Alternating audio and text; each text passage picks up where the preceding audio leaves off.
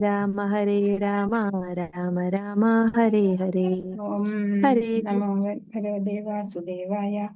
ഓം നമോ ഭഗവതേ വാസുദേവായ. ഓം നമോ ഭഗവതേ വാസുദേവായ. ഓം അജ്ഞാനതിമിരാന്തസ്യ ജ്ഞാനാഞ്ജനശലാകയാ ചക്ഷുരുന്മീലിതം യേന തസ്മൈ ശ്രീ ഗുരവേ നമഃ. ശ്രീചൈതന്യമനോഭീഷ്ടം സ്ഥാപിതം യേന ഭൂതലേ സ്വയം രൂപകഥാ മഹ്യം ദദാതി സ്വപദാന്തികം. വന്ദേഹം ശ്രീഗുരോ ശ്രീയുതപദകമലം ശ്രീഗുരൂൻ വൈഷ്ണവാംശ്ച ശ്രീരൂപം സാഗ്രജാതം സഹഗണ രഘുനാഥാന്യുതം തം സജീവം സാദ്വൈതം സാവധൂതം പരിജനസഹിതം കൃഷ്ണചൈതന്യദേവം ശ്രീരാധാകൃഷ്ണപാദാൻ സഹഗണ ലളിതാ ശ്രീവിശാഖാന്വിതാംശ്ച. ഹേ കൃഷ്ണ കരുണാ സിന്ധോ ദീനബന്ധോ ജഗത്പദേ ഗോപേശ ഗോപികാന്ത രാധാകാന്ത നമോസ്തുതേ. തപ്തകാഞ്ചന ഗൗരാംഗീ ശ്രീരാധേ വൃന്ദാവനേശ്വരി വൃഷഭാനുസുതേ ദേവി പ്രണമാമി ഹരിപ്രിയേ. ജയ ശ്രീകൃഷ്ണ ചൈതന്യ പ്രഭു നിത്യാനന്ദ ശ്രീ അദ്വൈത ഗദാധര ശ്രീവാസാദി ഗൗരഭക്തവൃന്ദ. ഹരേ കൃഷ്ണ കൃഷ്ണ കൃഷ്ണ ഹരേ ഹരേ, ഹരേ രാമ രാമ രാമ ഹരേ ഹരേ. ഹരേ കൃഷ്ണ കൃഷ്ണ കൃഷ്ണ ഹരേ ഹരേ, ഹരേ രാമ രാമ രാമ ഹരേ ഹരേ. ശ്രീ ശ്രീ രാധാ ഗോവിന്ദ് की जय, श्रील प्रभुपाद की जय, गुरु महाराज की जय. ഹരേ കൃഷ്ണ ഹരേ കൃഷ്ണ മാതാജി. ഹരേ കൃഷ്ണ. ഹരേ കൃഷ്ണ മാതാജി. ഹരേ കൃഷ്ണ മാതാജി. ഹരേ കൃഷ്ണ.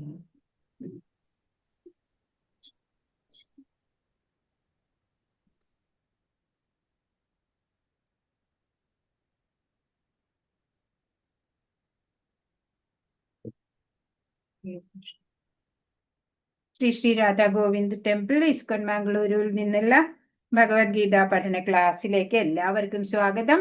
എല്ലാവർക്കും പ്രണാമം. ഹരേ കൃഷ്ണ. നമ്മൾ ഇന്നലെ 12-ാം അധ്യായം കണ്ടു കഴിഞ്ഞു അല്ലെ? 2 വിഭാഗം നമ്മൾ പഠിച്ചു കഴിഞ്ഞിരിക്കണു. അപ്പോ ഭഗവാന്റെ അതീന്ദ്രിയ രൂപത്തെ ധ്യാനിക്കുന്ന സഗുണ ഭക്തന്മാര് അവരാണ് ശ്രേഷ്ഠരായിട്ടുള്ളവര് അല്ലെ, നിർഗുണ ഭക്തരെക്കാളും എന്ന് നമ്മൾ മനസ്സിലാക്കി. സദാ ഭഗവത് സേവനത്തില് മുഴുകിയിരിക്കുക, അതന്നെയാണ് ഭക്തിയോഗം അല്ലെ, രാഗാനുഗ ഭക്തി എന്നൊക്കെ പറയും. ആധ്യാത്മിക ഗുരുവിന്റെ നിർദ്ദേശാനുസരണം നമ്മൾ ദിനചര്യകളൊക്കെ ചിട്ടപ്പെടുത്തണം. ജപം, പൂജ, ശാസ്ത്ര പഠനം ഇവയൊക്കെ ചെയ്ത് ഭക്തിയോഗത്തിലേക്ക് വരാം അല്ലെ. ആരും എന്താ വീഡിയോ ഓൺ ചെയ്തിട്ടില്ല? ആരും കാണുന്നില്ലല്ലോ. രഞ്ജു മാതാജിയെ മാത്രമേ കാണാനുള്ളൂ. ആരും ഇല്ല ഇവിടെ? ഹരേ കൃഷ്ണ. ആ, ആരും കണ്ടില്ല. അപ്പൊ ഭഗവാന് വേണ്ടിയിട്ട് കർമ്മങ്ങൾ ചെയ്തുകൊണ്ട് ഭക്തിയോഗത്തിൽ വരാം എന്ന് നമ്മൾ കണ്ടു. എല്ലാ കർമ്മഫലങ്ങളും കൃഷ്ണാർപ്പണമായിട്ട് കർമ്മത്യാഗത്തിലൂടെ, കർമ്മഫലത്യാഗത്തിലൂടെ ഭക്തിയോഗത്തിൽ എത്താം അല്ലെ. പല പല വഴികൾ ഉണ്ട്. നമുക്ക് യോജിക്കണ രീതിയിൽ നമുക്ക് പ്രവർത്തിക്കാം. എന്നിട്ട് ഭഗവത് സാക്ഷാത്കാരത്തിലേക്ക് എത്താം അല്ലെ. ജ്ഞാനാർജനത്തിലൂടെ ചെയ്യാം. ഒരു ഭക്തൻ ഏത് പരിതസ്ഥിതിയിലും അസ്വസ്ഥനാവില്ല. നമ്മൾ കണ്ടു. പ്രിയ ഭക്തരുടെ ലക്ഷണങ്ങളൊക്കെ ഭഗവാൻ പറഞ്ഞു തന്നു അല്ലെ. അപ്പൊ നമുക്കും ഭഗവാന്റെ ഒരു പ്രിയ ഭക്തരാവണം അല്ലെ. നമുക്ക് അതിനുവേണ്ടി നമ്മളും പരിശ്രമിക്കാം. എല്ലാ കടുത്ത എന്ത് ക്ലേശം വന്നാലും ശാന്തനായിട്ടിരിക്കുക അല്ലെ. ശരീരമല്ല, നമ്മള് ആത്മാവാണ് അല്ലെ. അപ്പോ ഭക്തന് കൃഷ്ണനെ കുറിച്ചല്ലാതെ മറ്റൊന്നും സംസാരിക്കാനോ ചിന്തിക്കാനോ ഒന്നും ഉണ്ടാവില്ല അല്ലെ. ഭഗവത് സേവനത്തിൽ സദാ താല്പര്യം ഉണ്ടാവുക. അങ്ങനെ ഭക്തി സേവനത്തിൽ ഏർപ്പെടുന്ന ഒരു ഭക്തന് അല്ലെങ്കിൽ ഒരു ഭക്തയ്ക്ക് ഭഗവാൻ ഉണ്ടാവും സദാ സംരക്ഷണത്തിന്. ആ ഒരു ദൃഢവിശ്വാസം നമുക്ക് ഉണ്ടാവണം. അപ്പോ 18 അധ്യായങ്ങളിലെ 2 വിഭാഗം കഴിഞ്ഞു. ജ്ഞാനയോഗം എന്നുള്ള വിഭാഗത്തിലേക്ക് നമ്മളിപ്പോ വരികയാണ്. 13-ാമത്തെ അധ്യായം, പ്രകൃതി പുരുഷൻ ക്ഷേത്രജ്ഞൻ. ഹരേ കൃഷ്ണ.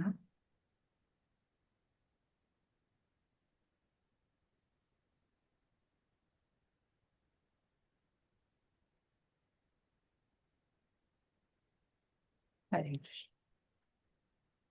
കുറച്ചുകൂടി വലുതാക്കണോ?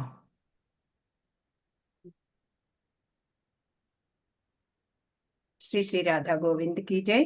ശീല പ്രഭുപാദ് കി ജയ്. ഓം നമോ ഭഗവതേ വാസുദേവായ. അപ്പോ നമ്മള് ശരീരം, ജീവൻ, ബ്രഹ്മൻ എന്നൊക്കെ നമ്മൾ മുമ്പേ വാക്ക് നമ്മൾ പറഞ്ഞിട്ടുണ്ടായിരുന്നു അല്ലെ? ആ വാക്കിനെ ഒന്നും കൂടെ ഒന്ന് മാറ്റി പറയാണ് ഈ അധ്യായത്തില് ഭഗവാൻ പറഞ്ഞു തരികയാണ് നമുക്ക്. ക്ഷേത്രജ്ഞൻ എന്നാണ് ആത്മാവിനെ പറയണത്. 6 വാക്കുകളുടെ പ്രകൃതി, പുരുഷൻ, ക്ഷേത്രം, ക്ഷേത്രജ്ഞൻ, ജ്ഞാനം, ജ്ഞേയം എന്നീ വാക്കുകളുടെ നിർവചനം ആരായാണ് ഇവിടെ അർജുനൻ. അപ്പൊ ഭഗവാൻ അതിന് വിവരിച്ച് മറുപടിയൊക്കെ വിവരിച്ചു കൊടുക്കുകയാണ് ചെയ്യണത്. 1-2 ശ്ലോകങ്ങൾ ഒരുമിച്ചാണ്. അർജുന ഉവാച പ്രകൃതിം പുരുഷം ചൈവ ക്ഷേത്രം ക്ഷേത്രജ്ഞമേവ ച ഏതദ് വേദിതുമിച്ഛാമി ജ്ഞാനം ജ്ഞേയം ച കേശവ. 6 ചോദ്യങ്ങളാണ്, 6 നിർവചനങ്ങള് വാക്കുകളുടെ ചോദിച്ച്. അപ്പൊ ഭഗവാൻ 2ാമത്തെ ശ്ലോകത്തിൽ അതിന്റെ മറുപടി പറയുന്നുണ്ട്. ശ്രീ ഭഗവാൻ ഉവാച ഇദം ശരീരം കൗന്ദേയ ക്ഷേത്രമിത്യഭിധീയതേ ഏതദ്യോ വേത്തി തം പ്രാഹു ക്ഷേത്രജ്ഞ ഇതി തദ്വിദാ. അർജുനൻ പറയാണ്, അല്ലയോ പ്രിയപ്പെട്ട കൃഷ്ണ, പ്രകൃതി, പുരുഷൻ, ക്ഷേത്രം, ക്ഷേത്രജ്ഞൻ, ജ്ഞാനം, ജ്ഞാനത്തിന് വിഷയീഭവിക്കുന്നത്, അതാണ് ജ്ഞേയം അല്ലേ?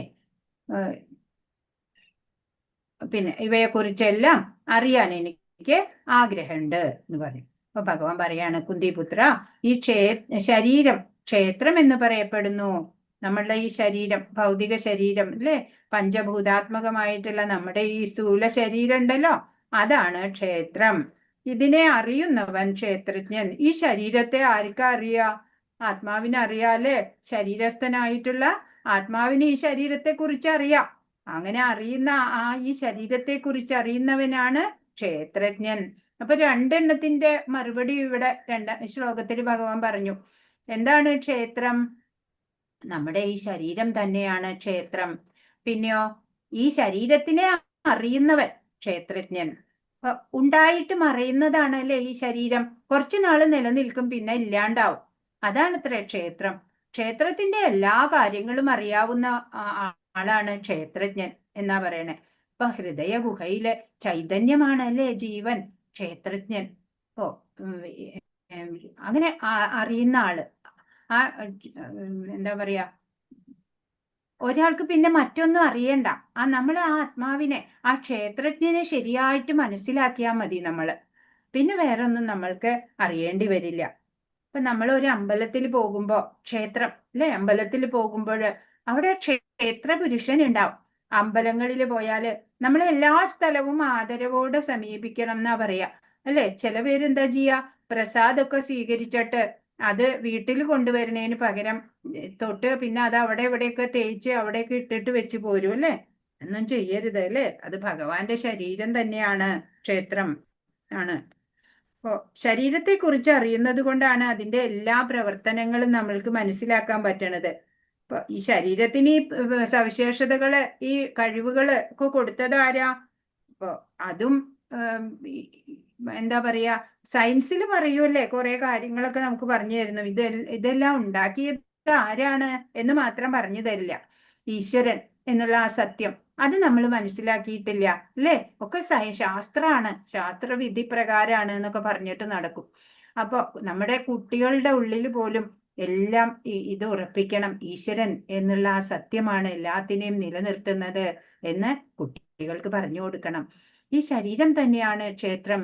ശ്രീകോവിലിൽ ഇരിക്കുന്ന പുരുഷൻ അത് ക്ഷേത്രജ്ഞൻ, ഈശ്വരൻ തന്നെയാണ്, ഭഗവത് അംശം തന്നെയാണ് എന്ന് നമ്മള് അറിയണം. അപ്പോ ഇവിടെ എന്തിനാണ് ഈ ക്ഷേത്രം അല്ലെങ്കിൽ ക്ഷേത്രജ്ഞൻ എന്നൊക്കെ ഇവിടെ ചോദിച്ചത് എന്നാണെങ്കിൽ, അർജുനൻ ഇവിടെ വേറൊരു ശരീരം, ഭൗതിക ശരീരം എന്നുള്ളത് കൊണ്ട് അത് പറയുമ്പോ അത് പോരാ. കുറച്ചുകൂടി ആ ഫീൽഡ് ഓഫ് ആക്ടിവിറ്റീസിനെ കുറിച്ചിട്ട്, ആ ജീവൻ എന്തെല്ലാം ചെയ്യുന്നുണ്ട്, ജീവൻ, ആ ജീവന്റെ കർമ്മമണ്ഡലങ്ങൾ എന്തൊക്കെയാണ് എന്നൊക്കെ അറിയാൻ വേണ്ടിയിട്ടാണ്. ജീവൻ വ്യത്യസ്തമായ അനുഭവങ്ങളിലൂടെ കടന്നു പോകുന്നതിന്റെ കാരണങ്ങൾ അറിയണം. അതിനൊക്കെ വേണ്ടിയിട്ടാണ്. ബോഡി എന്നുള്ള ടേം കൊണ്ട് അർജുനൻ ഇവിടെ സാറ്റിസ്ഫൈഡ് അല്ല. അതാ ക്ഷേത്രം, ക്ഷേത്രജ്ഞൻ എന്നൊക്കെ വാക്കുകൾ എടുത്ത് ചോദിക്കണത്. അപ്പൊ ജീവന് വ്യത്യസ്തമായ അനുഭവങ്ങള് ഈ പ്രകൃതിയിൽ ഉണ്ടാവുന്നുണ്ട് അല്ലെ? അതൊക്കെ വിശദമായിട്ട് അറിയണം അർജുനന്.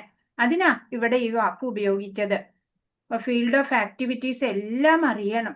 ഭഗവാൻ അതിന് 6ഉം 7ഉം ശ്ലോകങ്ങളില് വിവരിക്കുന്നുണ്ട് മറുപടി. ജീവാത്മാവ് സ്ഥൂല ശരീരത്തിലും സൂക്ഷ്മ ശരീരത്തിലും പ്രവർത്തിക്കുന്ന മേഖലകള്, ഇന്ദ്രിയങ്ങള്, മനസ്സ്, വികാരം, ഇതിനെ എല്ലാം കുറിക്കുന്ന വാക്കാണ് ക്ഷേത്രം എന്ന്. ശരീരം അല്ലെ ക്ഷേത്രം, അതിന് ക്ഷേത്രം എന്ന് പറയണം. അപ്പോഴാ അതിന്റെ ആ ഫുൾ ഓഫ് ആക്ടിവിറ്റീസും അറിയാൻ വേണ്ടിയിട്ടാണ് ഈ വാക്ക് തന്നെ ഇവിടെ അർജുനൻ ഉപയോഗിക്കുന്നത്. ക്ഷേത്രജ്ഞനെ വേർതിരിച്ചറിയുന്നതാണ് ജ്ഞാനം എന്ന് ഭഗവാൻ ഇവിടെ പറയാണ്.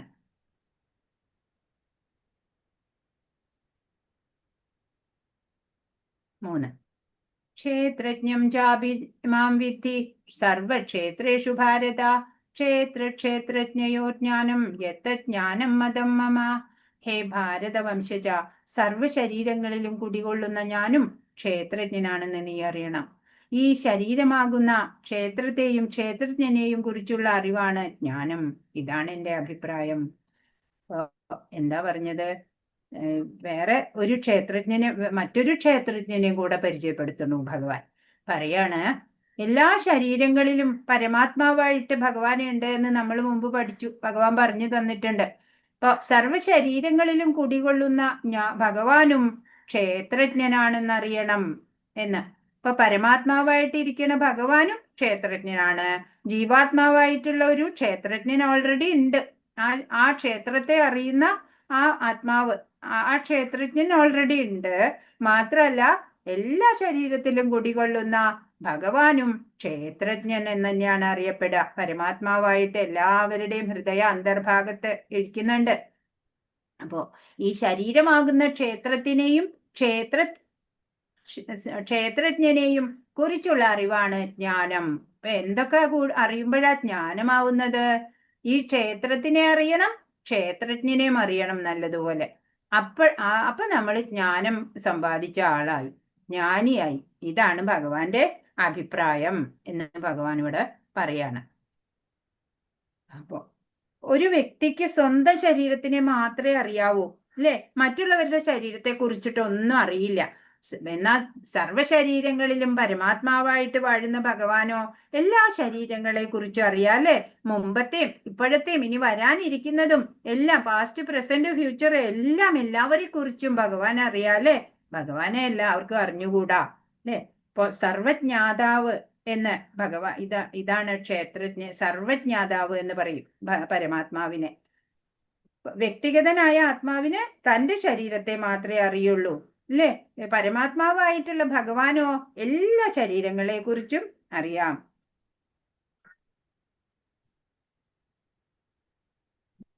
നാലാമത്തെ ശ്ലോകം.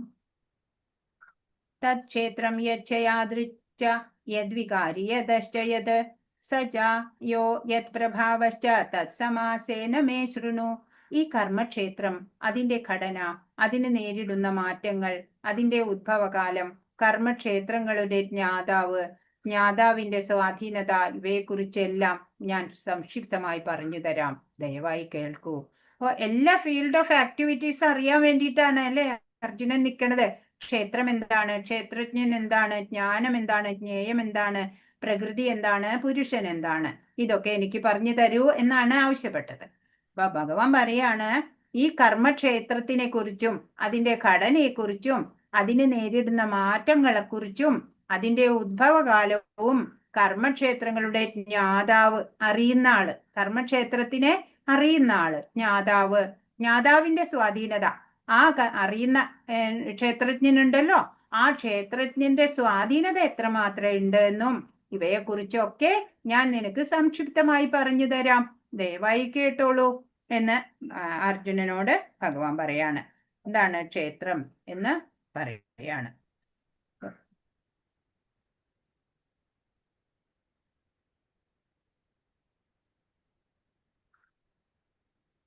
അപ്പൊ എന്തുകൊണ്ട് സംക്ഷേപിച്ച് മാത്രം പറയാം എന്ന് ഭഗവാൻ പറയണത്? ഡീറ്റെയിൽ ആയിട്ട് പോകുമ്പോ കുറെ നേരം വേണല്ലേ. ഇപ്പൊ എവിടെയാ നിക്കണത്?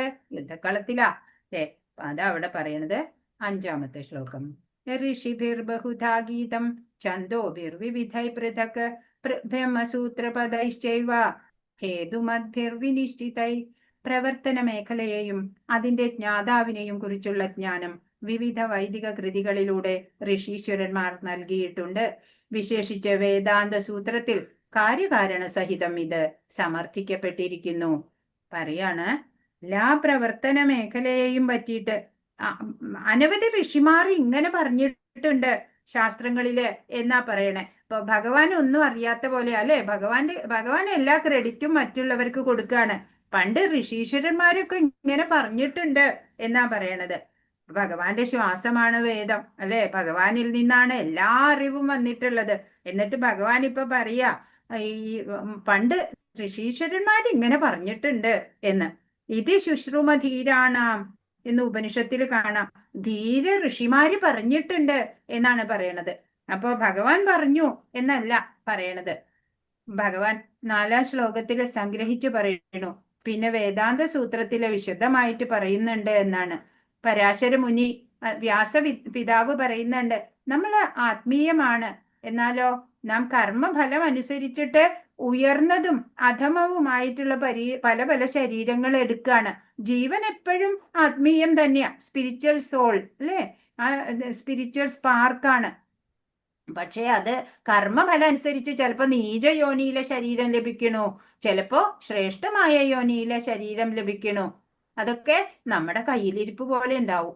അപ്പൊ അജ്ഞാനത്താല് നമ്മൾ കരുതും ഞാൻ മനുഷ്യനാണ്, അല്ലെങ്കിൽ പുരുഷനാണ്, നായയാണ്, പട്ടിയാണ്, അങ്ങനെയൊക്കെ കരുതാണ് അല്ലെ.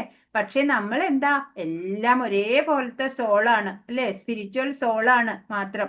എല്ലാം ആ സ്പിരിച്വൽ ആ ഒരു സ്പാർക്കാണ്, സ്ഫുലിംഗമാണ് അല്ലെ, ഭഗവത് അംശമാണ് എല്ലാം. യുക്തി വിചാരത്തോടെ നമ്മൾ സംശയലേശമന്യേ ഓരോ ചോദ്യത്തിനും ഉത്തരം ഋഷിമാർ തരുന്നുണ്ട് എന്ന് ഭഗവാൻ ഇവിടെ പറയാണ്. ഭഗവാന് പുറമെ വേദാന്ത സൂത്ര രചയിതാവായ വ്യാസദേവനും ഒക്കെ ഒരു ഋഷിവര്യൻ തന്നെയാണ് അല്ലെ. അങ്ങനെ അവരൊക്കെ പറഞ്ഞിട്ടുണ്ട് എന്നാണ് പറയണേ. മുമ്പ് പറഞ്ഞതുപോലെ കർമ്മരംഗമാണ് ക്ഷേത്രം. ക്ഷേത്രജ്ഞര് 2 തരത്തിലുണ്ട്, വ്യക്തിഗത ജീവസത്തയുണ്ട്, പരമാത്മാവും ഉണ്ട് അല്ലേ. അപ്പോ ഈ എന്താ പറയാ, ബ്രഹ്മപുച്ഛം എന്ന് ഒരു ആവിഷ്കാരം ഉണ്ട്. അത് ഇതിനെ മനസ്സിലാക്കാൻ വേണ്ടിയിട്ട് പറയണതാണ്. ഈ ബ്രഹ്മസാക്ഷാത്കാരത്തിന് വേണ്ടിയിട്ടുള്ള 5 ഘട്ടങ്ങളായിട്ടാണ് ഈ ബ്രഹ്മപുച്ഛം എന്നുള്ളത് പറയണത്. അത് കുറച്ച് ടഫാണ് മനസ്സിലാക്കാൻ, അതുകൊണ്ട് ഒരു ചെറിയ എക്സാമ്പിളിലൂടെ പറഞ്ഞു തരാം അതിനെ പറ്റുള്ളൂ. അപ്പൊ ആദ്യം ഒരു കുട്ടി, ചെറിയ കുട്ടി ആയിരിക്കുമ്പോൾ അതിന്റെ അവബോധം എന്ന് പറഞ്ഞാല് ഒരു മൃഗത്തിന്റെ അവബോധം ഉണ്ടാവുള്ളൂ അല്ലെ. കുഞ്ഞുങ്ങളൊക്കെ എന്ത് കിട്ടിയാലും വായി കൊണ്ടുപോകും അല്ലെ, കഴിക്കണു. അന്നമയ കോശത്തിൽ അവര് ഉള്ളത് കുട്ടികൾ, ആ തലം ഏറ്റവും ലോവർ ലെവലില്. ഇനി കുറച്ചും കൂടെ അവബോധം കൂടിയിട്ട് വരുമ്പോ, അതായത് അന്നമയം കഴിഞ്ഞിട്ട് പ്രാണമയത്തിലേക്ക് എത്തുമ്പോ 5 ഘട്ടങ്ങൾ ഏതൊക്കെയാ? അന്നമയം, പ്രാണമയം, വിജ്ഞാനമയം, ജ്ഞാനമയം, വിജ്ഞാനമയം, ആനന്ദമയം ആണ്. അപ്പൊ അതിലെ അന്നമയം നമ്മൾ കണ്ടു അല്ലെ, മൃഗങ്ങളുടെ അവബോധം ഉണ്ടാവുള്ളൂ. കുട്ടികളൊക്കെ, ഏറ്റവും ചെറിയ കുട്ടികളൊക്കെ അത്ര അവബോധത്തില്. പിന്നെ കുറച്ച് 2ാമത്തെ തിരിച്ചറിവ് എന്താണ്? ഞാൻ ബോധവാനായിട്ടുള്ള ഒരു വ്യക്തിയാണ് എന്നുള്ള ആ ബോധം വരും പ്രാണമയത്തിൽ എത്തുമ്പോ. പിന്നെയോ ഞാൻ എൻ്റെ സുരക്ഷ നോക്കണം എന്നൊക്കെ അപ്പോ അല്ലെ, കുറച്ച് എന്താ പറയാ, കുറച്ച് ഭയം ഉണ്ടാവും, അവിടെ അപകടം ഉണ്ട് എന്നൊക്കെ കണ്ടറിഞ്ഞിട്ട് ജീവിക്കും. ഇനി 3ാമത്തെ സ്റ്റേജ് എത്തുമ്പോഴോ ചിന്തിക്കാൻ തുടങ്ങും ഓരോന്നിനെ കുറിച്ചിട്ട്. എന്നിട്ട് അവര് ഓരോ അനുഭവങ്ങള് അവർക്ക് എങ്ങനെ അനുഭവത്തിൽ വരും ഓരോ കാര്യങ്ങള്.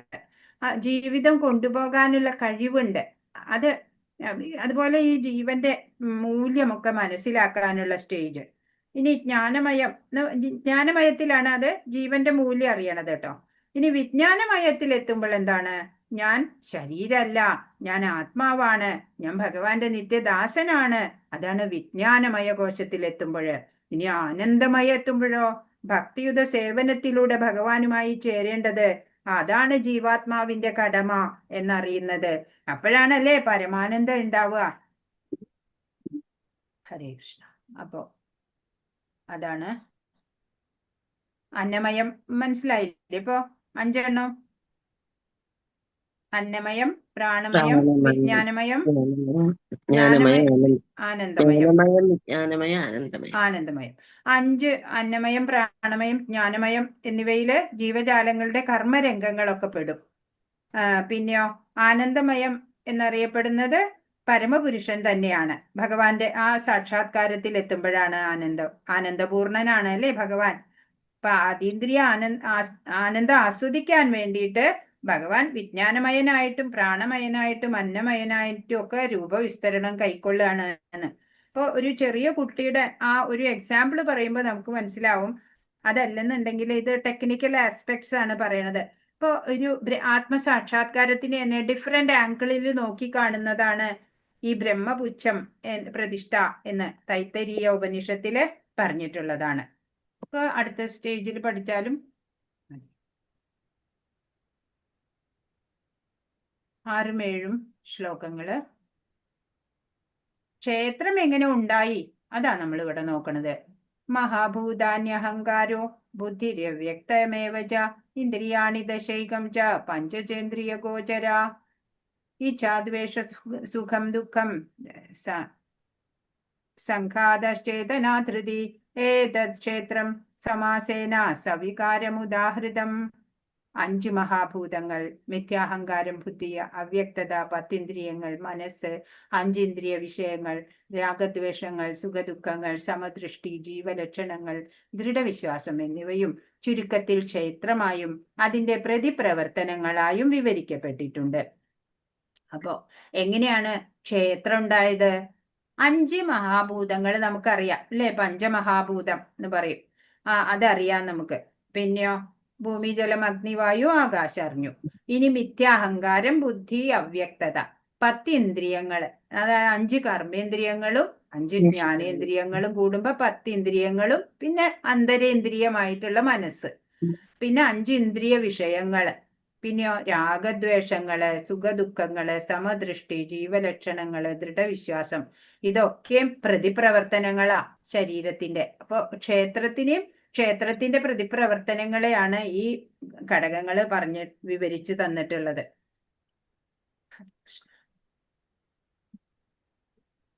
പ്രപഞ്ച ഘടകങ്ങളെ പറ്റി നമ്മൾ എങ്ങനെയാ ഗ്രഹിക്കുക? ഭൂമി, ജലം, അഗ്നി, വായു, ആകാശം എന്നീ പഞ്ചമഹാഭൂതം.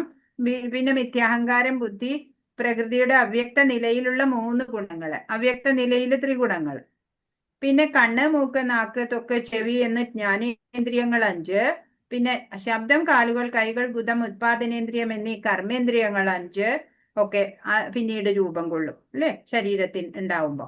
ഇന്ദ്രിയങ്ങളെക്കാട്ട് ഉത്കൃഷ്ടമായിട്ടുള്ള മനസ്സുണ്ട് അടുത്തത്, അന്തരേന്ദ്രിയം. പിന്നെയോ ഇന്ദ്രിയ വിഷയങ്ങൾ 5 ഉണ്ട്, ഗന്ധം, രസം, രൂപം, സ്പർശം, ശബ്ദം. ഇങ്ങനെ 24 ഘടകങ്ങളുടെ സമൂഹമാണ് ഈ കർമ്മക്ഷേത്രം എന്നറിയപ്പെടുന്ന ശരീരം. ഈ 24 വിഷയങ്ങളെയും വെവ്വേറെ എടുത്ത് നിഷ്കൃഷ്ട പഠനം നടത്തുന്നവർക്ക് കർമ്മക്ഷേത്രത്തെക്കുറിച്ച് നല്ല അറിവുണ്ടാവാൻ പറ്റും. അങ്ങനെ പിന്നെയോ രാഗദ്വേഷങ്ങള്, സുഖദുഃഖങ്ങളൊക്കെ ഉണ്ട്. സ്ഥൂല ശരീരത്തിലെ 5 മഹാഭൂതങ്ങളുടെ അന്യോന്യ പ്രതികരണം കൊണ്ടാണ് ഇവ വെളിപ്പെട്ടു വരുന്നത്. പ്രജ്ഞ, വിശ്വാസം എന്നീ ജീവലക്ഷണങ്ങള്, പിന്നെ മനസ്സ്, ബുദ്ധി, അഹങ്കാരം ഉൾപ്പെടുന്ന സൂക്ഷ്മ ശരീരത്തിന്റെ ആവിഷ്കാരം, അതാണ് പ്രജ്ഞയും വിശ്വാസമൊക്കെ. ഈ സൂക്ഷ്മ തത്വങ്ങളും കർമ്മക്ഷേത്രത്തിൽപ്പെട്ടവ തന്നെയാണ്, അതിന്റെ പ്രതിപ്രവർത്തനം എന്ന് വേണമെങ്കിൽ പറയാം. മിഥ്യാഹങ്കാരത്തിന്റെ സ്ഥൂലമായ പ്രതിനിധാനങ്ങളാണ് പഞ്ചമഹാഭൂതങ്ങൾ അത്രേ.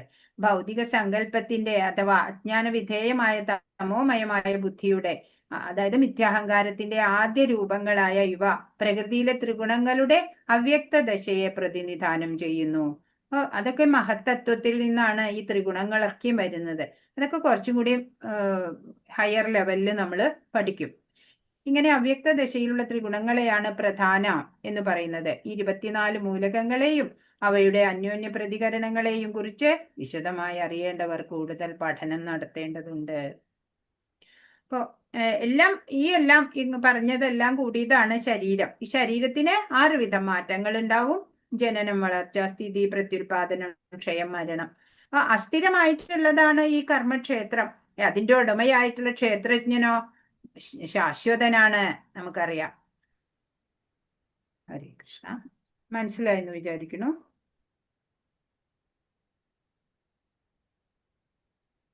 ഇനി 5 ശ്ലോകങ്ങൾ ഒരുമിച്ചാണ്.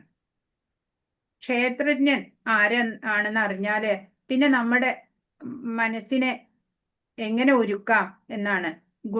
സദ്ഗുണങ്ങള് പറയാണ്. ഇപ്പൊ നമ്മളിപ്പോ ചെയ്തോണ്ടിരിക്കണേ, ഞാൻ അല്ലാത്തതിനെ ഞാനാണെന്ന് കരുതിയേക്കാണ്. ഇങ്ങനെ അഭിമാന ബോധം ഉണ്ടായാല് നമുക്ക് ഈശ്വരനെ അറിയാൻ സാധിക്കില്ല. അഹംഭാവം, അല്ലേ? ഈശ്വരൻ ഓരോരുത്തർക്കും പല പല കഴിവുകൾ കൊടുത്തിട്ടുണ്ട്. അതിലൂടെ എന്തൊക്കെ സാധിക്കാൻ വേണ്ടിയിട്ടാണ് നമ്മളിലൂടെ. അതിനുവേണ്ടിയാ ഭഗവാൻ ഓരോരുത്തർക്കും ഓരോ കഴിവ് കൊടുത്തിട്ടുള്ളത്. നമ്മൾ അതൊക്കെ മനസ്സിലാക്കിയിട്ട് മുന്നോട്ട് പോകണം. 8, 9, 10, 11, 12 ശ്ലോകങ്ങളാണ്. അമാനിത്വം, അദംഭിത്വം, ഹിംസ, ശാന്തിരാർജവം, ആചാര്യോപാസനം, ശൗചം, സ്ഥൈര്യം, ആത്മവിനിഗ്രഹ, ഇന്ദ്രിയാർത്ഥേഷു വൈരാഗ്യ, മനഃഹങ്കാര ഏവ ച, ജന്മമൃത്യുജരാവ്യാധി, ദുഃഖദോഷാനുദർശനം, ആസക്തിരനഭിഷ്വംഗ, പുത്രധാരഗൃഹാദിഷു, നിത്യം ച സമചിത്തത്വമിഷ്ടാനിഷ്ടോപപത്തിഷു, മയി ചാനന്യയോഗേന ഭക്തിരവ്യഭിചാരിണി, വിവിക്തദേശസേവിത്വമരതിർജന സംസതി, അധ്യാത്മജ്ഞാന നിത്യത്വം, തത്വജ്ഞാനാർത്ഥദർശനം, ഏതജ്ഞാനമിതി പ്രോക്തമജ്ഞാനം യദതോന്യഥാ. അപ്പൊ ജ്ഞാനത്തിന്റെ ലക്ഷണങ്ങളാ ഇവിടെ പറയണത്. ഏതൊക്കെയാ പറയണത്? വിനയം വേണം. ഒരു ജ്ഞാനി ആവണം എന്നുണ്ടെങ്കിൽ ഈ ക്വാളിറ്റീസ് ഒക്കെ വേണം. ഇത് ഇല്ല നമ്മുടെ കയ്യിലെന്നുണ്ടെങ്കിൽ നമ്മൾ ഇതിനെയൊക്കെ വളർത്തിയെടുക്കണം. ഇതല്ലാത്ത എന്തെങ്കിലും നമ്മുടെ കയ്യിൽ വന്ന് പെട്ടിട്ടുണ്ടെങ്കിലോ അതിനെയൊക്കെ നമ്മൾ ഒഴിവാക്കും വേണം. അതിനു വേണ്ടിയിട്ടാണ് ഈ ജ്ഞാന ലക്ഷണങ്ങള് പറഞ്ഞു തരുന്നത്. ഇപ്പൊ ഒന്നാമത്തെ വിനയം നമുക്കറിയാം. ഗർവമില്ലായ്മ, അല്ലേ? ചിലവർക്ക് വലിയ ഹെഡ് വെയിറ്റാ, അത് വേണ്ട. അഹിംസ എന്ന് പറഞ്ഞാല് ഉറുമ്പിനെ ഈച്ചയെ കൊല്ലാത്തത് മാത്രല്ല, മറ്റുള്ളവരുടെ പുരോഗതിയെ തടസ്സപ്പെടുത്തുന്ന ഒരു പ്രവൃത്തിയും നമ്മുടെ ഭാഗത്തുനിന്ന് ഉണ്ടാവരുത്. അതാണ് അഹിംസ. ക്ഷമ നമുക്കറിയാം. ലാളിത്യം, സിമ്പിൾ ലിവിങ്, ഹൈ തിങ്കിങ്, അല്ലേ? ഒരു യഥാർത്ഥ ആത്മീയ ഗുരുവിനെ സമീപിക്കല് നമുക്കറിയാം. ശുചിത്വം നമുക്കറിയാം. 2 നേരം കുളിച്ചത് കൊണ്ട് മാത്രമായില്ല, അല്ലേ? ശുദ്ധി വേണം ആന്തരികമായിട്ട്. അതിന് മനോമാലിന്യങ്ങളൊക്കെ ഒഴിഞ്ഞു പോവാൻ നമ്മൾ നാമജപം, അല്ലെ? 4 റെഗുലേറ്റീവ് പ്രിൻസിപ്പിൾസ്, ഇതൊക്കെ ഫോളോ ചെയ്യാം. സ്ഥൈര്യം, സ്ഥിരമായിട്ട്. ഇന്നിപ്പോ 2 മാല ജപിച്ചു, നാളെയോ നാളെ വേണ്ട, ഇനി അടുത്ത ആഴ്ച ജപിക്കാം. അങ്ങനെയല്ല, സ്ഥിരത വേണം. ഭക്തിയിൽ പുരോഗമിക്കണമെങ്കിൽ എന്ത് വേണം? സ്ഥിര നിശ്ചയത്തോടെ. ഇന്ന് ഞാൻ 2 മാല ജപിച്ചു, നാളെ എനിക്കത് പറ്റുവാണെങ്കിൽ 4 മാല എനിക്ക് ജപിക്കാൻ സാധിക്കണം. ഇനി ഞാൻ ഇതിന്ന് പിന്നോട്ടില്ല എന്നുള്ള ആത്മസംയമനം എന്ന് പറഞ്ഞാൽ ഒരു എടുത്തുചാട്ടമൊന്നും വേണ്ട. പലതും വരുമല്ലേ ജീവിതത്തിലെ തിദിക്ഷ ഉണ്ടാവുക, അല്ലെ? നല്ല ക്ഷമയോടെ സംയമനത്തോടെ ഓരോ ഇന്ദ്രിയ വിഷയങ്ങളുടെ പിന്നാലെ പോവാ. അങ്ങനെ സുഖോ ദുഃഖോ, അല്ലെങ്കിൽ അവിടെ പല കാഴ്ചകളും ഉണ്ടാവും കാണാൻ. എനിക്ക് അതിലൊന്നും താല്പര്യമില്ല. ഇന്ദ്രിയ വിഷയങ്ങളിൽ അനാസക്തി, അത് കൃത്യമായി വേറെ പറഞ്ഞു, അല്ലെ? ഒരു ഇന്ദ്രിയ വിഷയങ്ങളിലും ആസക്തി ഉണ്ടാവാത്ത, മിഥ്യാഹങ്കാരം ഇല്ലായ്മ. എനിക്ക് പണമുണ്ട്, പദവിയുണ്ട് എന്നൊക്കെയുള്ള അഹങ്കാരം, അത് വേണ്ട. ഇപ്പൊ ജനന മരണങ്ങൾ, വാർദ്ധക്യം, രോഗം എന്നീ പരിണാമങ്ങളുടെ ദുഃഖാത്മകതയെ കുറിച്ചുള്ള ബോധം. വലിയ ഫിലിം സ്റ്റാറൊക്കെ ആയിരുന്നു, അല്ലെ? യൗവനത്തിലൊക്കെ വലിയ പൈസയൊക്കെ ഉണ്ടാക്കി ഭയങ്കര സെലിബ്രിറ്റി ഒക്കെ ആയി. വാർദ്ധക്യം വന്നാലോ കഴിഞ്ഞു, അല്ലെ? സൗന്ദര്യമൊക്കെ പോയി. അപ്പൊ അങ്ങനെയുള്ള ആ ജനനം വരും, മരണം, വാർദ്ധക്യം, രോഗം, അങ്ങനെയൊക്കെ പല മാറ്റങ്ങൾ വരും. അതിന്റെ ഒക്കെ പരിഹരിക്കാൻ പറ്റാത്തതാണ് എന്നറിഞ്ഞിട്ട് അതിലൊന്നും വലിയ തരത്തിലുള്ള ദുഃഖമൊന്നും ഏറ്റെടുക്കണ്ട. സംയമനത്തോടെ ഡീൽ ചെയ്യാം. വൈരാഗ്യം എന്ന് വെച്ചാൽ അടുത്ത വീട്ടുകാരോടുള്ള പകയല്ല. വൈരാഗ്യം എന്ന് പറഞ്ഞാൽ വിരക്തിയാണ്. രാഗമില്ലായ്മ, ഒന്നിനോടും രാഗം വേണ്ട. അയ്യോ എൻ്റെ ഭർത്താവ്, എൻ്റെ ഭാര്യ എന്ന് പറഞ്ഞ് അങ്ങ് മരിക്കുക, അതൊന്നും വേണ്ട. രാഗം ഒന്നും അധികം വേണ്ട എന്ന് വെച്ച് നമ്മുടെ കർത്തവ്യമൊക്കെ നമ്മൾ ചെയ്യാം, അല്ലേ? ഭർത്താവിനായാലും മക്കൾക്കായാലും വേണ്ടുന്ന കാര്യങ്ങളൊക്കെ നമ്മൾ ചെയ്യുക. പക്ഷെ അവരോട് ഡിറ്റാച്ച്ഡ് ആയിട്ടിരിക്കുക. അവര് തന്നെ ഉണ്ടെങ്കിൽ അവരാണ് എൻ്റെ സുഖത്തിന്റെ താക്കോല് എന്നൊന്നും കരുതണ്ട. വൈരാഗ്യം, മക്കൾ, ഭാര്യ, ഗൃഹം മുതലായവയിൽ നിന്നുള്ള മുക്തി, അല്ലെ? ഇതൊക്കെ വേണം നമുക്ക്. പക്ഷെ അതൊക്കെ അറ്റാച്ച്മെന്റ് വിത്ത് ഡിറ്റാച്ച്മെന്റ് എന്നാ പറയാ. അവർക്ക് കാണുമ്പോൾ തോന്നണം, ഓ എൻ്റെ അമ്മയാണ്, എൻ്റെ അച്ഛനാണ്, അവര് എന്താ എന്നെ സ്നേഹിച്ച് കൊണ്ട് നടക്കണേന്ന്. പക്ഷെ നമുക്ക് ഉള്ളാലെ അതൊന്നുമില്ല. നമുക്ക് ഉള്ളാലെ ഭഗവാനെയാ സ്നേഹം, അല്ലെ? പക്ഷെ നമ്മുടെ ഡ്യൂട്ടീസ് നമ്മൾ കൃത്യമായിട്ട് ചെയ്യണം. സുഖദുഃഖങ്ങളിൽ അക്ഷോഭ്യത, അല്ലെ? സുഖ ദുഃഖമൊക്കെ വരും പോവും, അല്ലെ? മഞ്ഞുകാലത്തിന്റെയും വേനൽക്കാലത്തിന്റെയും ഗതിവിഗതികൾ പോലെ ഇങ്ങനെ വന്നുകൊണ്ടിരിക്കും. അതിനെയൊക്കെ തിരിക്ഷയോടെ സ്വീകരിക്കുക. എന്നിൽ ഭഗവാനിൽ സ്ഥിരവും നിഷ്കളങ്കവുമായ ഭക്തി ഉണ്ടാവുക, അതാണ് വേണ്ടത്, അല്ലേ? സ്ഥിരമായിട്ട് അപ്പൊ വേറൊരാള് പറയും കൃഷ്ണനല്ല വലുത്, ശിവനാണ് പറഞ്ഞപ്പോ അങ്ങോട്ട് പോകും. അങ്ങനെയല്ല, സ്ഥിരത വേണം, അല്ലേ? നിഷ്കളങ്ക ഭക്തി, അനന്യ ഭക്തി, ഏകാന്ത ഭക്തി എന്നൊക്കെ പറയും. ഏകാന്തമായ സ്ഥലത്ത് ജീവിക്കാനുള്ള ആഗ്രഹം എന്ന് വെച്ചാ തന്നെ ഇരിക്കാൻ ചില പേർക്ക് പേടിയാ, അല്ലെ? ഇരിക്കില്ല, വീട്ടിൽ ഒറ്റയ്ക്കേ ഉള്ളൂ, എനിക്ക് പേടിയാന്ന് പറയും ചിലവര്, അല്ലെ? അങ്ങനെ ജീവിക്കാൻ നമ്മൾ പഠിക്കണം. ഒറ്റയ്ക്ക് ജീവിക്കാൻ നമ്മൾ പഠിക്കണം. അപ്പൊ പിന്നെ പ്രായമാവുമ്പോ മക്കളൊന്നും കൂട്ടത്തിലില്ലെങ്കിലും ഭയപ്പെടേണ്ടി വരില്ല, അല്ലെ? ഒറ്റയ്ക്ക് ജീവിക്കണം. എന്താ പേടിക്കേണ്ട ആവശ്യം? നമ്മുടെ കൂടെ ഭഗവാൻ ഉണ്ടെങ്കിൽ പിന്നെ നമ്മൾ ഒറ്റയ്ക്കല്ലല്ലോ, അല്ലെ? അങ്ങനെ ഏകാന്തമായ സ്ഥലത്ത് ജീവിക്കാനുള്ള ആഗ്രഹം, ആൾക്കൂട്ടത്തിൽ നിന്ന് വേറിട്ട് നിൽക്കൽ എന്ന് വെച്ചാൽ ആരുടെയും കൂട്ടത്തിൽ പെടാതെ നിൽക്കാന്നല്ല, ദുർജനങ്ങളുടെ കൂട്ടത്തിൽ നിന്നൊക്കെ നമ്മൾ വിട്ടു നിൽക്കണം. അല്ലെങ്കിൽ നമ്മളുടെ ഉള്ള ഭക്തിയും കൂടി ഇല്ലാണ്ടാവും, അല്ലെ? പുരോഗതിക്ക് പകരം നമ്മൾ അധോഗതിയിലേക്ക് പോകും. ആത്മസാക്ഷാത്കാരത്തിന്റെ പ്രാധാന്യം അറിയല്. ഈ മനുഷ്യ ജന്മത്തിന്റെ ലക്ഷ്യം എന്താണ്? ആത്മസാക്ഷാത്കാരം നേടുക എന്നുള്ളതാണ്. അതിന്റെ പ്രാധാന്യം നമ്മൾ ശരിയായി അറിയണം. തത്വചിന്തയിലൂടെ നിരപേക്ഷ തത്വത്തെക്കുറിച്ച് അന്വേഷിക്കൽ. അപ്പൊ നമുക്കറിയണം ഭഗവാൻ എന്ന് വെച്ചാൽ എന്താണ് എന്നൊക്കെ കൃത്യമായിട്ട് നമ്മൾ അന്വേഷിച്ചറിയണം, അല്ലേ? ഭഗവാനെ കുറിച്ച് കൂടുതൽ ജ്ഞാനം സമ്പാദിക്കുക. ഇതൊക്കെയും ജ്ഞാനാണ്. ഈ മുമ്പ് വിനയം തൊട്ട് ഇങ്ങോട്ട് പറഞ്ഞില്ലേ, അതൊക്കെ ഉള്ളവര് ജ്ഞാനിയാണ്. ഇതല്ലാത്തതൊക്കെയോ അജ്ഞാനാണ് എന്ന് ഭഗവാൻ പ്രഖ്യാപിക്കുകയാണ്. ഭഗവാൻ ഡിക്ലെയർ ചെയ്യാണ് ഇവിടെ ചെയ്യണത്. അല്ലാണ്ട് വെറുതെ ചുമ്മാ പറഞ്ഞു പോവല്ല, ഭഗവാൻ പ്രഖ്യാപിക്കുകയാണ്. അപ്പൊ ഈ ഉള്ളതൊക്കെ നമ്മള്, ഈ ഗുണങ്ങള്, ഈ ജ്ഞാന ലക്ഷണങ്ങളൊക്കെ നമ്മളിൽ ഉണ്ടെങ്കിലോ നമ്മളൊരു ജ്ഞാനിയായി. അതല്ലാത്തതാണെങ്കിലോ നമ്മൾ അജ്ഞാനിയാണ്.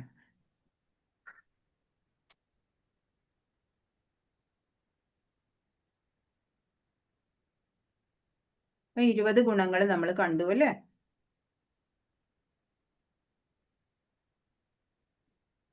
ആർജവം വേണം, അല്ലേ? എന്താ പറയാ, സ്ട്രേറ്റ് ഫോർവേഡ് ആയിട്ട് എല്ലാവരോടും ഒളിച്ചു വെക്കാണ്ട് സത്യം പറയുക, അങ്ങനെയുള്ള കാര്യം.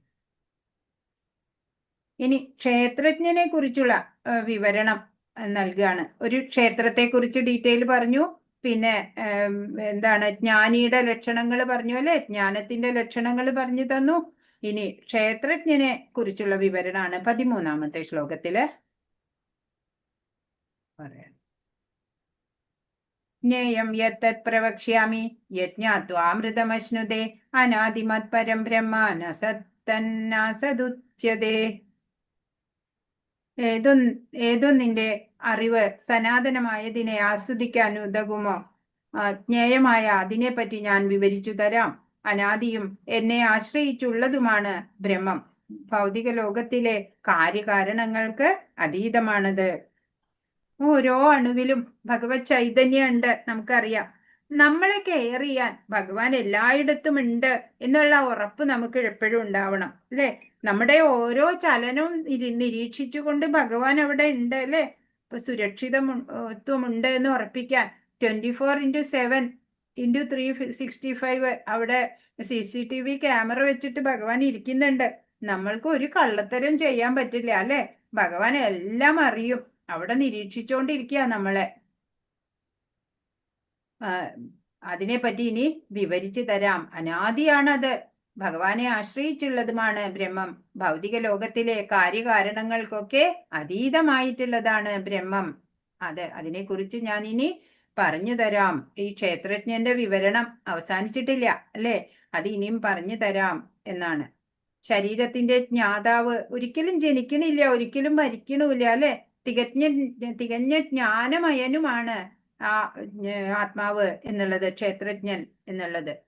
ചൈതന്യ മഹാപ്രഭുവിന്റെ ഉപദേശങ്ങളില് ഇത് സ്ഥിരീകരിക്കുന്നുണ്ട് അല്ലെ. ജീവാത്മാക്കൾ എന്നെന്നും ഭഗവത് സേവകരാണ് എന്നുള്ളത്. ഇങ്ങനെയാവുമ്പോ ഈ ജീവാത്മാവിനെ കുറിക്കുമ്പോൾ ബ്രഹ്മപദം ആനന്ദ ബ്രഹ്മത്തിനെയല്ല, വിജ്ഞാന ബ്രഹ്മത്തെയാണ് സൂചിപ്പിക്കുന്നത്. പരബ്രഹ്മമായ ഭഗവാനാണ് ആനന്ദ ബ്രഹ്മം. അപ്പോ ഈ ജീവാത്മാവ് എന്താണ്? വിജ്ഞാന ബ്രഹ്മമാണ് ജീവാത്മാവ്. ഭഗവാനോ ആനന്ദ ബ്രഹ്മമാണ്.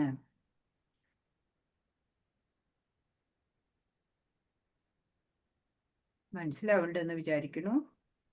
ഭഗവാൻ എല്ലായിടത്തുമുണ്ട്. അതാ 14ാമത്തെ ശ്ലോകം പറയുന്നത്. സർവദ പാണിപാദം തൽ സർവദോക്ഷി ശിരോമുഖം സർവദ ശ്രുതിമല്ലോകേ സർവമാവൃത്യ തിഷ്ഠതി. കൈകാലുകളും തലകളും മുഖങ്ങളും നേത്രങ്ങളും ചെവികളും എല്ലായിടത്തും വ്യാപിപ്പിച്ചുകൊണ്ട് പരമാത്മാവ് സർവവ്യാപിയായി സ്ഥിതി ചെയ്യുന്നു.